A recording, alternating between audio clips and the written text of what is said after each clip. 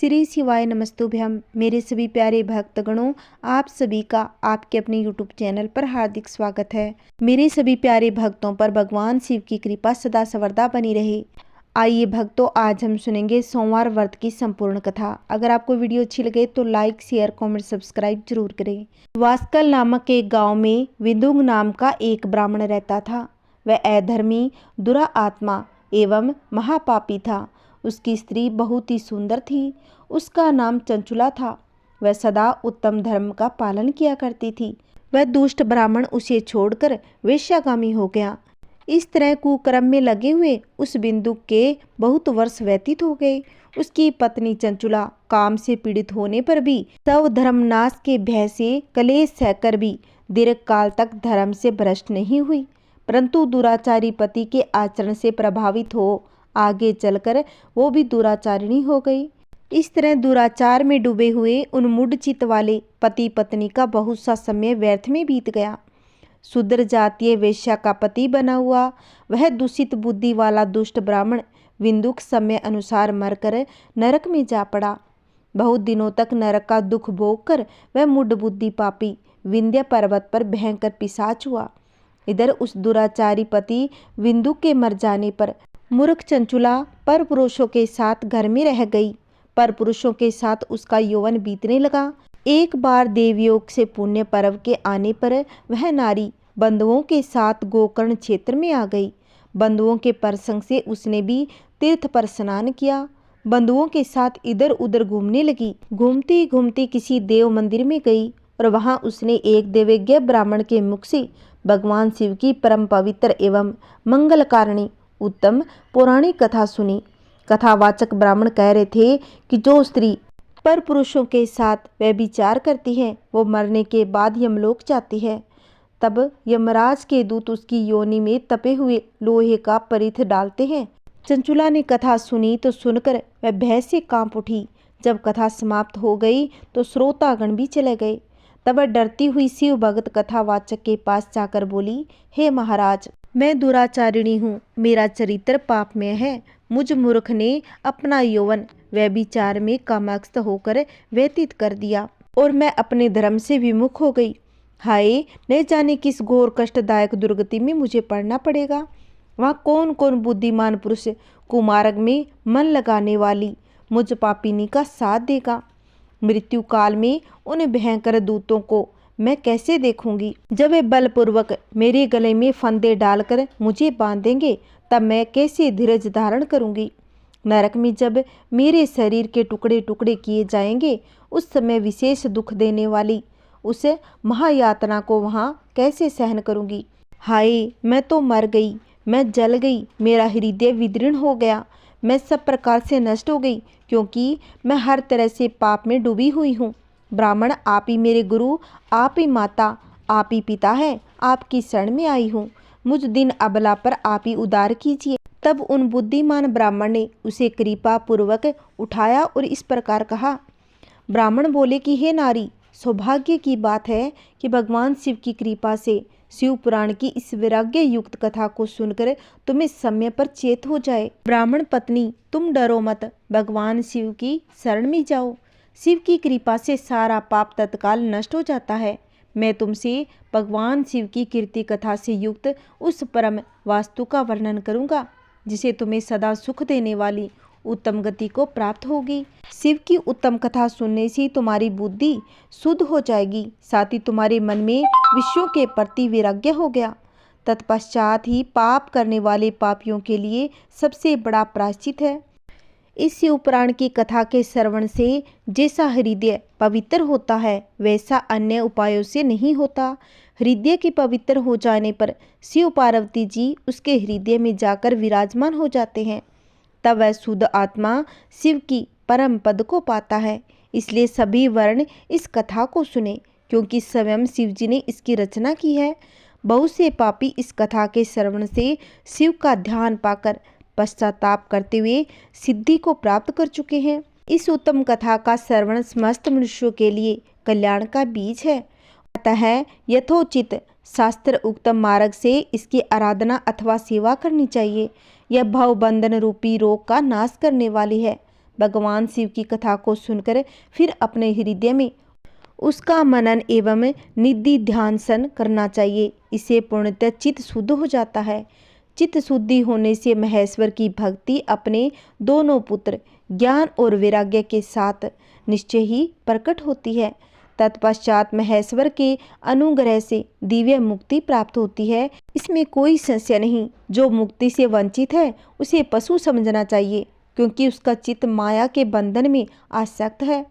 वह निश्चय ही संसार बंधन से मुक्त नहीं हो पाता। ब्राह्मण पत्नी, इसलिए तुम विषय से मन को हटा लो और भक्ति भाव से इस भगवान शंकर की पावन कथा को सुनो। परमात्मा शंकर की इस कथा को सुनने से तुम्हारे चित्त की शुद्धि होगी। इससे तुम्हें मोक्ष की प्राप्ति हो जाएगी।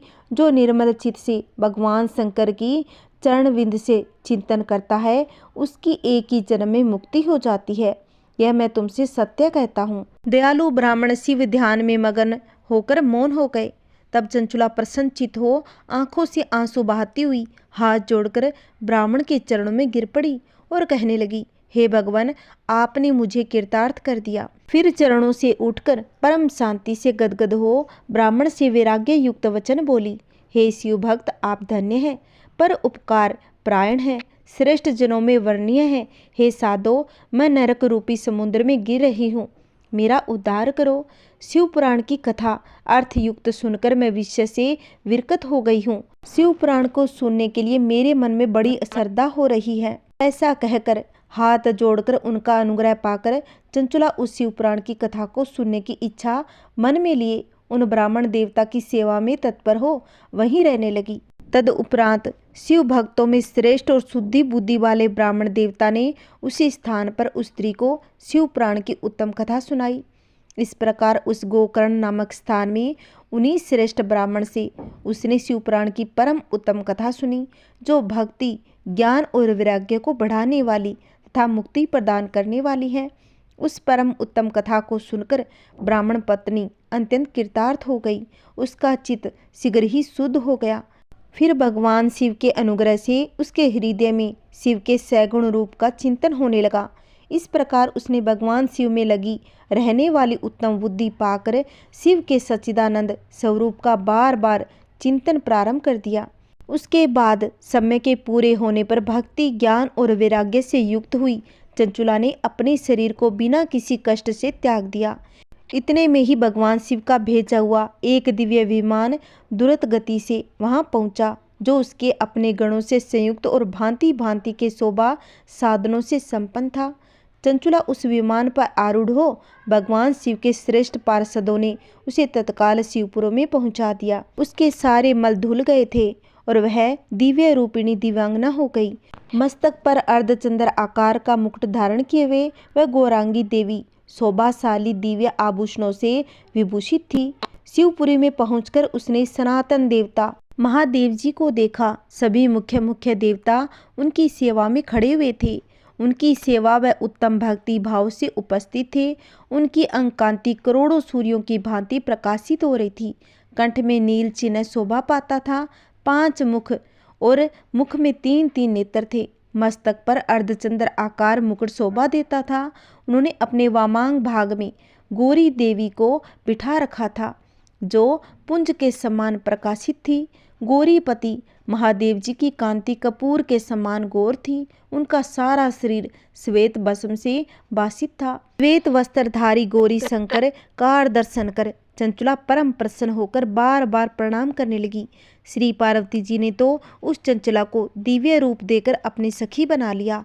वह परम सुखी हो गई और उस ज्योति स्वरूप सनातन लोक में उसने निवास प्राप्त किया। चंचुला एक दिन पार्वती जी के पास जाकर हाथ जोड़कर स्तुति करने लगी। हे पार्वती जी, आप स्कंद माता हो, सब सुखों को देने वाली हो। आप प्रकृति, सूक्ष्म, सच्चिदानंद रूपा, सगुणा, ब्रह्मा आदि देवों में श्रेष्ठ हो। तीनों देवों की परम प्रतिष्ठा करने वाली हो। चंचुला इस प्रकार पार्वती जी की स्तुति कर प्रेम आंसू बहाने लगी, नतमस्तक होकर मौन हो गई। तब भक्त वत्सला शंकर प्रिया पार्वती जी ने प्रसन्न होकर चंचुला से कहा, हे सखी चंचुले, मैं तेरी स्तुति से बहुत प्रसन्न हूँ, तुम वर मांगो। चंचुला मस्तक झुकाते हुए बोली, मुझे अपने पति का कुछ हाल मालूम नहीं है अब वो कहाँ है, किस हाल में है, सो मुझसे युक्त करने की कृपा करें। हे दीन वत्सले महादेवी, वह महापापी मुझसे पहले मरा है, सो न जाने किस गति को प्राप्त हुआ है। ये सुनकर पार्वती जी प्रसन्नता पूर्वक बोली, तेरा पति विदुंग वेश्यागामी महापापी मरकर नरक में गया, अनेक वर्षों तक दुख भोग कर अब पाप से वह पापी विंध्याचल पर्वत पर पिशाच हुआ है, वहां पर अनेकों दुख भोग रहा है। पार्वती के वचन सुनकर चंचुला पति के दुखों से बड़ी दुखी हो गई। कुछ धैर्य धरकर पार्वती जी को प्रणाम करके दुखी मन से बोली, हे देवी कृपा कर दुष्ट पापी मेरे पति का उद्धार करो। किस प्रयत्न से उस पापी की सद्गति होगी, सो कृपा कर शीघ्र कहिए। ऐसे वचन सुनकर पार्वती जी ने चंचुला से कहा, यदि तुम्हारा पति शिव पुराण की कथा सुने तो उसे अवश्य ही सद्गति प्राप्त हो जाएगी। गौरांग जी के ऐसे वचन सुनकर चंचुला बार बार प्रणाम करने लगी और अपने पति के समस्त पापों को छुड़ाने के निमित्त एवं सद्गति प्राप्त करने हेतु शिव कथा कहने के लिए प्रार्थना की। तो कृपालु पार्वती जी को दया आ गई। तब उन्होंने शिव कीर्ति गायन करने वाले तुम्बरु गंधर्व को बुलाकर कहा, हे तुम्बरु, तुम मेरा वचन मानकर स्त्री के साथ शीघ्र ही विंध्याचल पर्वत पर जाओ, इससे तुम्हारा कल्याण होगा। वहाँ एक भयंकर पिशाच रहता है, वह पूर्व जन्म में विंदुक नामक ब्राह्मण मेरी इस सखी का पति था। वह दुष्ट वेश्यागामी, स्नान संध्या क्रिया आदि से हीन, अशुद्ध, क्रोधी, व्यभिचारी और सज्जनों से द्वेष करने वाला था। उसने वेश्या संग में पड़कर सत्कर्मों का नाश कर दिया। धन के लोभ में अपनी पत्नी को भी वेश्या बनाकर जीवन पर्यंत दुराचार करता रहा। अंत में जब मरा तो यमपुर में उसे घोर नरक में डाला गया। उस पापी ने वहां बहुत सी यम यातनाएं भोगी। अब वह विंध्याचल पर्वत पर पिशाच होकर अपने पापों का फल भोग रहा है। इसलिए तुम वहां जाकर यत्नपूर्वक शिव पुराण की पाप विनाशिनी दिव्य कथा उसके आगे कहो। उसकी शिव पुराण की कथा के प्रभाव से वह शुद्ध होकर प्रेत भाव को त्याग देगा। जब पार्वती जी ने इस प्रकार कहा तब चंचुला तुम्बरू के साथ विमान पर चढ़कर विंध्याचल पर्वत पर जा पहुंची।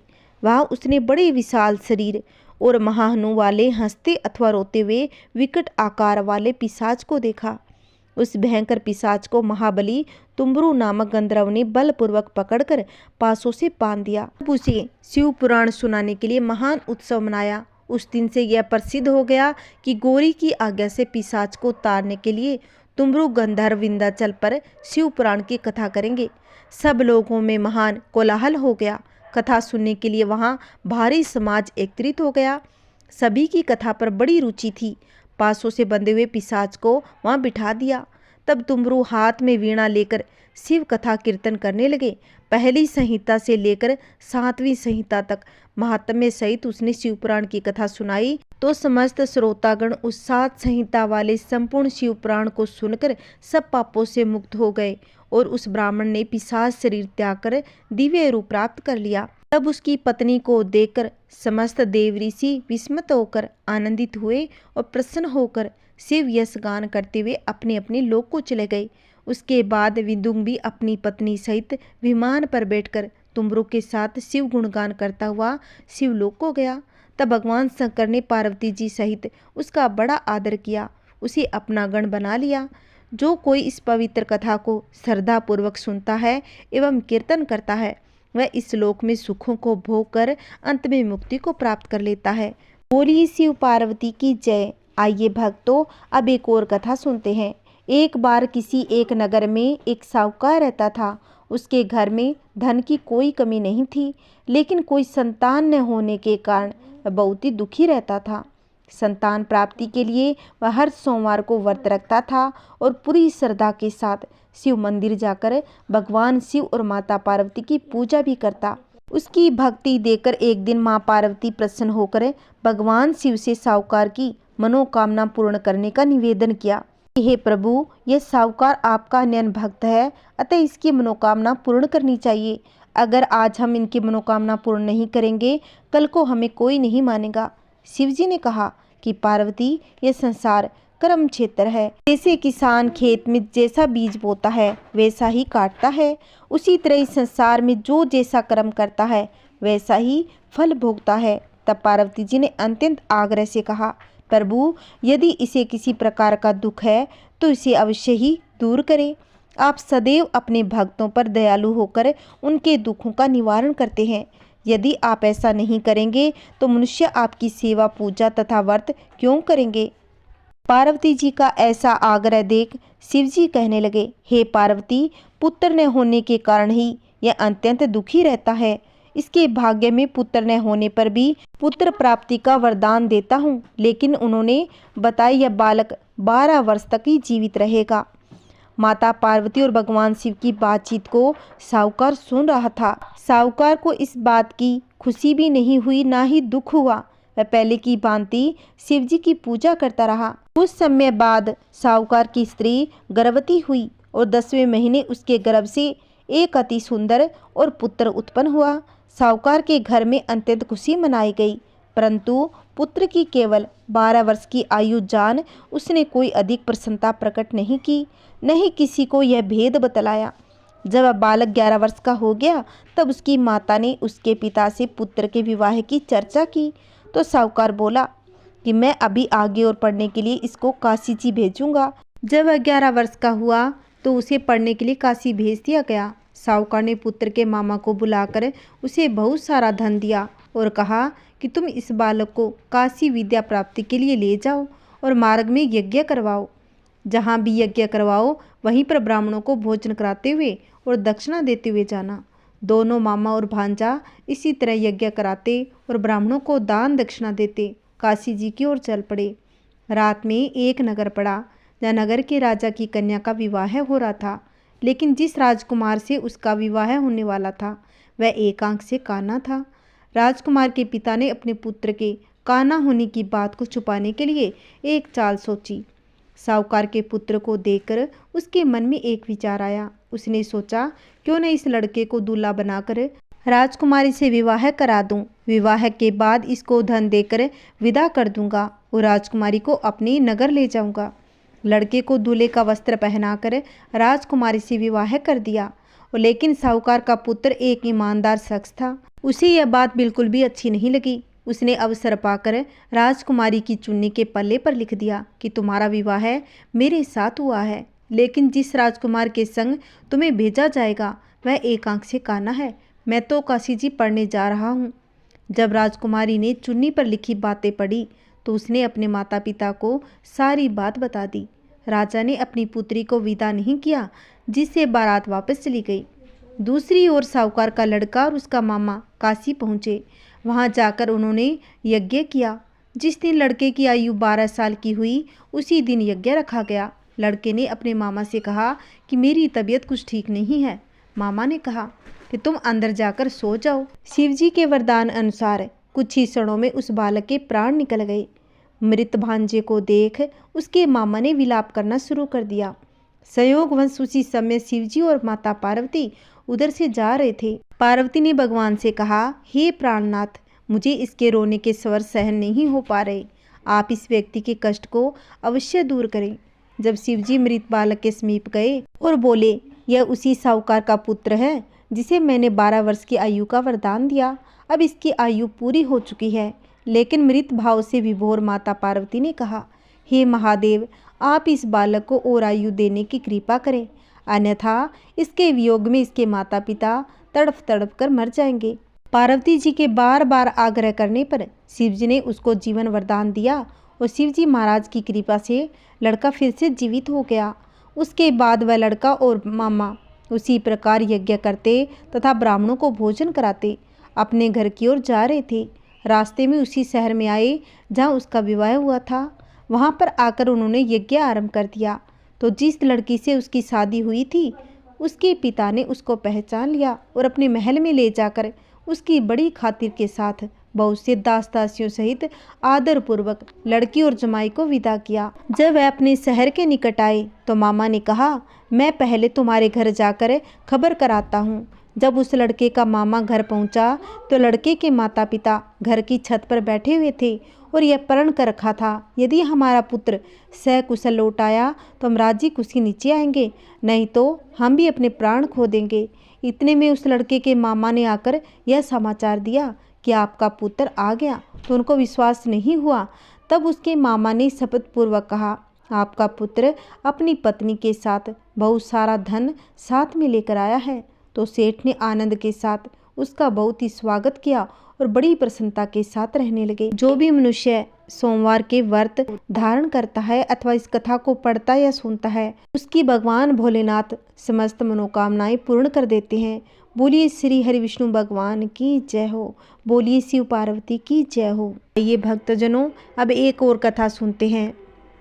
एक बार माँ पार्वती ने बड़ी उत्सुकता के साथ श्री विश्वनाथ देवादिदेव भगवान से यह प्रश्न किया, ऐसा क्यों होता है कि आप अजर अमर हैं और मुझे हर जन्म के बाद नए स्वरूप में आकर फिर से वर्षों की कठोर तपस्या के बाद आपको प्राप्त करना होता है। जब मुझे आपको ही प्राप्त करना है तो फिर मेरी यह तपस्या क्यों, मेरी इतनी कठोर परीक्षा क्यों? और आपके कंठ में पड़ी यह परम मुंड माता तथा आपके अमर होने का कारण व रहस्य क्या है? महाकाल ने पहले तो माता को यह गूढ़ रहस्य बताना उचित नहीं समझा, परंतु माता की स्त्री के हट के आगे उनकी एक न चली। तब महादेव शिव को माता पार्वती को अपनी साधना की अमर कथा, जिसे हम अमरत्व की कथा के रूप में जानते हैं, इसी परम पावन अमर कथा की गुफा में कही। भगवान शंकर ने माता पार्वती जी से एकांत व गुप्त स्थान पर अमर कथा सुनाने को कहा, जिससे कि अमर कथा को कोई भी जीव, व्यक्ति, यहाँ तक कोई पशु पक्षी न सुन ले, क्योंकि जो कोई भी इस अमर कथा को सुन लेता है वह अमर हो जाता है। इस कारण शिव जी माता पार्वती को लेकर किसी गुप्त स्थान की ओर चल पड़े। सबसे पहले भगवान भोलेनाथ ने अपनी सवारी नंदी को पहलगाम पर छोड़ दिया। इसलिए बाबा अमरनाथ की यात्रा पहलगाम से शुरू करने का तात्पर्य या बोध होता है। आगे चलने पर शिव जी ने अपनी जटाओं में चंद्रमा को चंदनवाड़ी में अलग कर दिया और गंगा जी को पंचतरणी में और कंठाभूषणों को सर्पों को और शेषनाग पर छोड़ दिया। इसके साथ मां पार्वती संग एक गुप्त स्थान गुफा में प्रवेश कर गए। कोई व्यक्ति, पशु या पक्षी गुफा के अंदर प्रवेश कर अमर कथा को न सुने, इसलिए शिव जी ने अपने चमत्कार से गुफा के चारों ओर आग से प्रज्वलित कर दी। फिर शिव जी ने जीवन की अमर कथा माँ पार्वती को सुनाना शुरू कर दिया। कथा सुनते सुनते देवी पार्वती को तो नींद आ गई और वह सो गई, जिसका शिव जी को पता नहीं चला। भगवान शिव अमर होने की कथा सुनाते रहे। इस समय दो सफ़ेद कबूतर श्री शिव जी से कथा सुन रहे थे और बीच बीच में गूं गूं की आवाज़ निकाल रहे थे। शिव जी को लग रहा था कि माता पार्वती कथा सुन रही है और बीच बीच में हुंकारा भी भर रही है। इस तरह दोनों कबूतरों ने अमर होने की पूरी कथा सुन ली। कथा समाप्त होने पर शिव जी का ध्यान माता पार्वती की ओर गया। माता पार्वती तो सो रही थी। शिव जी ने सोचा कि अगर माता पार्वती सो रही थी तब इसे सुन कौन रहा था। तब महादेव की दृष्टि कबूतरों पर पड़ी। महादेव शिव कबूतरों पर क्रोधित हुए, उन्हें मारने के लिए तत्पर हो गए। इस पर कबूतरों ने शिव जी से कहा कि हे प्रभु, हमने आपसे अमर होने की कथा सुनी है। यदि आप हमें मार देंगे तो अमर होने की यह कथा झूठी हो जाएगी। इस पर शिव जी ने कबूतरों को जीवित छोड़ दिया। उन्हें आशीर्वाद दिया कि तुम सदैव इस स्थान पर शिव पार्वती के प्रतीक चिन्ह पर रूप में निवास करो। यह कबूतर का जोड़ा अजय अमर हो गया और यह माना जाता है कि आज भी इन दोनों कबूतरों का दर्शन भक्तों को यहाँ प्राप्त होता है। इस तरह से यह गुफा अमर कथा की साक्षी हो गई। इस पवित्र गुफा की खोज के बारे में पुराणों में एक कथा और है। एक बार एक गडरिये को एक साधु मिला, जिसने उस गडरिये को कोयले से भरी एक बोरी दी, जिसे गडरिया अपने कंधे पर लाद कर अपने घर को चल दिया। घर आकर उसने बोरी खोली तो वह आश्चर्यचकित हुआ, क्योंकि कोयले की बोरी अब सोने के सिक्कों की हो चुकी थी। इसके बाद वह गडरिया साधु से मिलने और धन्यवाद देने के लिए उसी स्थान पर गया जहाँ वह साधु मिला था, परंतु वहाँ उसे साधु नहीं मिला, बल्कि उसे ठीक उसी तरह से एक गुफा दिखाई दी। गडरिया जैसे ही उस गुफा के अंदर गया तो उसने वहाँ पर देखा कि भगवान भोले शंकर बर्फ से सने शिवलिंग के आकार से स्थापित थे। उसने वापस आकर सबको यह कहानी बताई। इस तरह भोले बाबा की पवित्र अमरनाथ गुफा की खोज हुई। धीरे धीरे करते दूर दूर से लोग पवित्र गुफा एवं बाबा के दर्शन करने के लिए आते थे। जो भी इस पवित्र कथा को सुनता है या पढ़ता है, भगवान भोलेनाथ उसकी सभी मनोकामनाओं को पूर्ण करेंगे। आइए भक्तों, अब हम शिव जी की आरती सुनते हैं। जय शिव ओमकारा, हर शिव ओमकारा, ब्रह्मा विष्णु सदा शिव, ब्रह्मा विष्णु सदा शिव, अर्धांगी धारा। ओम जय शिव ओमकारा, एकानन चतुरानन पंचानन राजे, हंसानन गरुड़ासन, हंसानन गरुड़ासन, वृषवाहन साजे। ओम जय शिव ओमकारा। दो भुज चार चतुर्भुज, 10 भुज ते सोहे, तेरे गुण रूप निरखता, तेरे गुण रूप निरखता, त्रिभुवन जन मोहे। ओम जय शिव ओमकारा। अक्षमाला वन माला मुंड धारी, चंदन मृग मद सोहे, भाले शशिधारी। ओम जय शिव ओमकारा।